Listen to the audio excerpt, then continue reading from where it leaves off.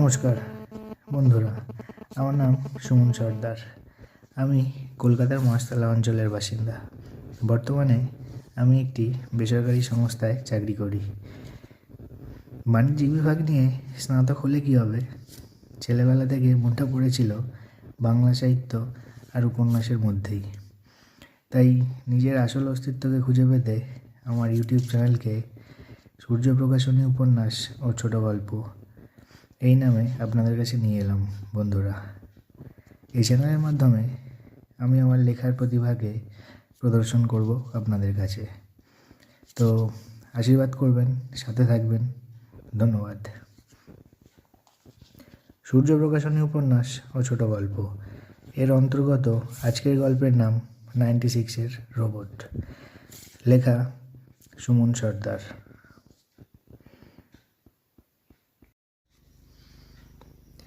দিন 20 আগে অফিস কলিগদের সাথে জমিয়ে গল্প হচ্ছে।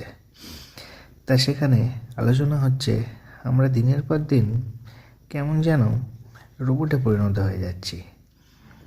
গল্পে আমরা বলতে ছেলে মেয়ে উভয়কেই উদ্দেশ্য করে বলা হয়েছে, যেহেতু সেই আড্ডায় এক মেয়েরও উপস্থিতি ছিল আর তার সহমত ছিল এই সম্পূর্ণ আলোচনায়। আমিও মাথা নেড়ে বললাম, হ্যাঁ সত্যি, আমাদের জীবনযাপনের ধারাকে আমরা যেভাবে সময়ের সাথে সাথে এগিয়ে নিয়ে যাচ্ছি তার বিচার বিবেচনা করলে এ কথার সাথে একমত না হয়ে উপায় নেই। আসরের আর এক বন্ধু কম্পিউটার ডেস্কের ওপর ল্যাদ খেতে খেতে বলল, ভাই আমরা সব 96-এর প্রোডাক্ট, বুঝলে? গিলতেও পারছি না আর ওগড়াতেও পারছি না পরিস্থিতিকে। শুধু পরিস্থিতির দোহাই দিয়ে ভদ্র সাজার অভিনয় করে সিস্টেমকে টেনে নিয়ে যাচ্ছি। So that's we feel like robot, বুঝলেন? যা বলেছিস, 10টা 8টার ডিউটি আর তারপর উবের, আর তা না হলে বাসে চেপে বাড়ি যেতে যেতে পকেট বোকা বাক্স, বলে হি হি করে হেসে কথা থামালো শঙ্কু। পকেট বোকা বাক্স? সেটা কি রে? ব্যঙ্গস্বরে জানতে চাইল শ্রেয়া। উত্তরে শঙ্কু বলল, আরে আমাদের ওয়ান অ্যান্ড অনলি স্মার্টফোন রে বাবা। সবাই একসাথে হো হো করে উঠল শঙ্কুর উত্তরে। সুমন সবাইকে থামতে বলে শঙ্কুকে বলল, শঙ্কু তারপর কি? 10টা 8টা ডিউটি, তারপর বল বল। ডিউটি থেকে বাড়ি ফিরতে ফিরতে ফোনের স্ক্রিনে রাজনীতির কচকচানি, আর তা না হলে ফেসবুক, আর না হয় ইনস্টাতে অন্যের বুলিয়ে ওড়ানো রিলস দেখে নিজের চিন্তাভাবনাকে জলাঞ্জলি দিয়ে অন্যের চিন্তাভাবনাকে নিজের করে বাড়ি ফেরা। রাইট। এই বলে শ্রেয়াও শুরু করলো। সত্যি কি বাজে পরিস্থিতির মধ্যে আমরা পড়ে গেছি। একটু গভীরভাবে ভাবলেই গায়ে কাঁটা দেয়। এই দেখ না, লাস্ট জানুয়ারিতেই আমার আর সুমনের মধ্যে তুমুল ভুল বোঝাবুঝি শুরু হলো। আমি ওকে মিন করে রিলস পাঠাচ্ছি, সুমনও আমাকে মিন করে রিলস পাঠাচ্ছে। আলটিমেট সলিউশন দুজনেই চাইছি না। ইগোর লড়াইয়ে দুজনেই বুঁদ হয়ে আছি। অফিস থেকে বাড়ি ফিরে সেদিন আর ফোনটা ঘাঁটিনি। নানান চিন্তা মাথায় আসছিল।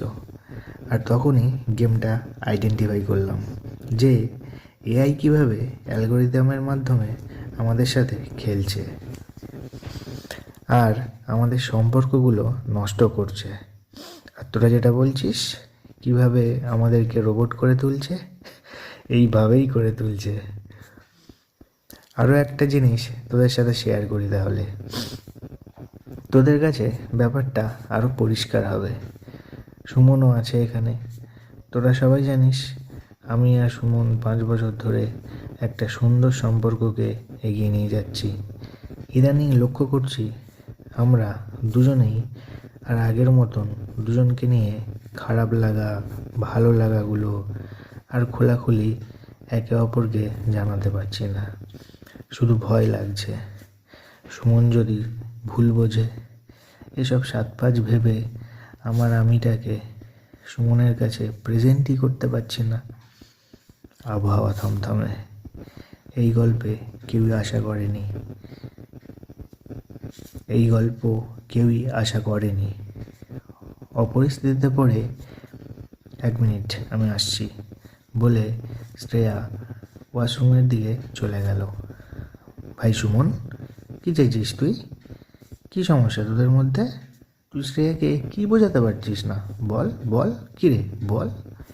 ব্যাস, বাঙালি তার চরিত্রগত বৈশিষ্ট্যে স্বমহিমায় বিরাজমান। দীর্ঘ সময় এই আসরে চুপ থাকার পর মিস্টার সৈকত, যিনি কিনা আজকের আসরের টপিক ক্রিয়েটার, তিনি বলে উঠলেন, তোরা থাম সবাই। সুমন, তুই এখন বলিস না, শ্রেয়াকে আসতে দে। এই সুযোগ কিন্তু তুইও তোর মনের কথা আজ সব বলেই দে, আর চেপে রাখিস না ভাই। 1.5 মিনিট পর হাতে একটা টিস্যু নিয়ে শ্রেয়া ইতস্তত ভাব করে তার চেয়ারে এসে বসলো। তারপর 10 সেকেন্ড কেটে গেল। অন্তরালের পরবর্তী অংশটার কে সূচনা করবে সেটাই যেন কেউ ঠিক করে উঠতে পারল না। শ্রেয়া, তুই ঠিক আছিস? সৈকত বলে উঠল। শ্রেয়া বলল। সুমন কিছু কথা বলবে, যেটা তোর শোনা দরকার। এই বলে সৈকত সুমনকে শুরু করতে বলল। সব কিছুই জানি, আবার যেন কিছুই জানি না। ম্যাচুরিটি বলে ওর সাথে কথা বলা দরকার। একা হাতে মায়ের পাশে আছে ও। বাবার অভাবকে তুড়ি মেরে জীবনকে এগিয়ে নিয়ে চলছে। শ্রেয়ার জীবনে আমি না থাকলেও ওর কিচ্ছু এসে যাবে না। শুনতে খারাপ লাগলেও এটাই বাস্তব, এটাই সত্যি শ্রেয়া। এই বলে সুমন শ্রেয়ার হাত দুটি ধরে চরম অসহায়তা প্রকাশ করলো। আর যদি আমার কথা বলিস তাহলে শোন তোরা, ছোটোবেলার অজস্র শখ আহ্লাদগুলো না পেতে পেতে বড়োবেলায় যখন এসে পৌঁছালাম, কিছুক্ষণের জন্য যেন মনে হলো একটা বিশাল ম্যারাথনের বিরতি পর্বে এসে পৌঁছেছি। এবার একটু নিজের জন্য প্রাণ ভরে অক্সিজেন নেব, একটু সুন্দরবন ঘুরে আসবো, পাহাড়টাও একটু ঢু মেরে আসলে ভালো হয়। আর জঙ্গলটা এবার কী দোষ করেছে? ভাবছি কিছু সেভিংস করে একটা ডিএসএলআর কিনে জঙ্গলের ফটোগ্রাফির নেশাটার শখটাও মিটিয়ে নেব। ও বাবা, কিন্তু তা না বন্ধুগণ। এই বিরতি পর্ব হলো ম্যারাথনের চরমতম পরবর্তী পর্ব, যেখানে সকালটা শুরু হবে কোম্পানির বসের কচকচানি দিয়ে, দুপুরটা যাবে ওই বসেরই অশ্লীল ভাষার মধ্যে দিয়ে, আর বিকেলটা বসের দেওয়া কাজের হিসেব দিতে দিতে। আর তুমি যদি ভাগ্যবান হও তাহলে সন্ধেটা কিছু শীতল বাতাসের যোগান দেবে তোমার প্রেমিকার করা মেসেজে। তোমার খাওয়া হয়েছে? না হয়নি। মুচকি হেসে শ্রেয়া তার প্রতিক্রিয়া জানালো। অফিসের বৈঠকখানায় অসময়ের কালো মেঘের আনাগোনাটা এবার মনে হয় কাটল। শ্রেয়ার প্রতিক্রিয়ায় তা পরিষ্কার।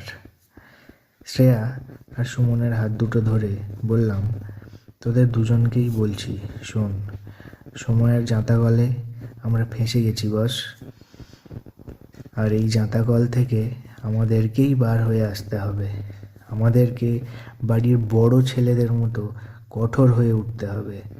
বাবা মায়ের ওষুধও যেমন কিনতে হবে, প্রেমিকার চোখের জলও তেমন মুছে দিতে হবে। আর এই সব কিছু আমরাই পারবো, মনে রাখিস। এই 96-এর রোবটরাই পারবে। এই সময়কাল বৈচিত্র্যে ভরা সময়কাল। এই সময়কালে ঠিক ভুল দুটোই প্রাসঙ্গিক। শুধু আমাদেরকে সঠিক বিচারক হয়ে উঠতে হবে। নমস্কার, আমি সুমন, আর এখানেই শেষ হলো আমার লেখা এই ছোটো গল্পটি, যার নাম 96-এর রোবট। গল্পটি আমাদের প্রত্যেক দিনের গতানুগতিক জীবনের উপর ভিত্তি করেই লেখা হয়েছে, যেখানে 2025 সালে দাঁড়িয়ে মানুষ প্রত্যেক দিন তার নিজের মান আর হুঁশকে খুঁজে পাওয়ার লড়াইয়ে নেমে পড়েছে। তো খুব সংক্ষেপেই গল্পটি আপনাদের কাছে আমি প্রস্তুত করতে পেরেছি। জানাবেন আপনাদের কেমন লাগলো, ভালো লাগলো, খারাপ লাগলো সেটা জানাবেন। আমার গল্প বলার ধরন কেমন লাগলো সেটাও জানাবেন। আপনাদের প্রত্যেকটা কমেন্ট আমাকে উৎসাহ দেবে আরও গল্প লেখার জন্য, আপনাদের কাছে গল্প বলার জন্য।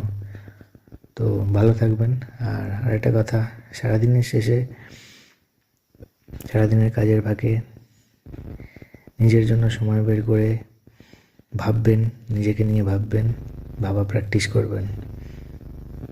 ভালো থাকবেন। ধন্যবাদ।